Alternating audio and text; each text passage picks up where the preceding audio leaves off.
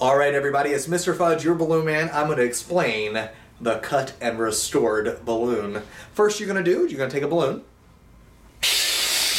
you're going to inflate it and tie it any way you see fit. That's right, it's a normal, everyday, ordinary, long, twisty, skinny, tied balloon. Now, here's where the secret comes in. We're going to take our bubble, we're going to twist, we're going to take our loop, we're going to hold, we're going to take our hand, our thumb towards us.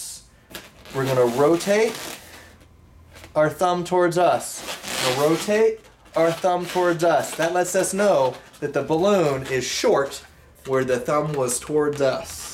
So we can cut that off.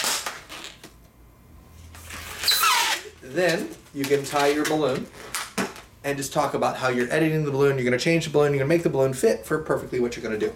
So I'm going to take this balloon, and then I can pop it. I'm going to show you a little open. That's just holding and snapping your fingers. And then when you pull, if you let it untwist just a little bit, and I only twisted it twice, you're doing this under cover. What looks really nice is if you get this look. And then you take and you just give it a little and pull.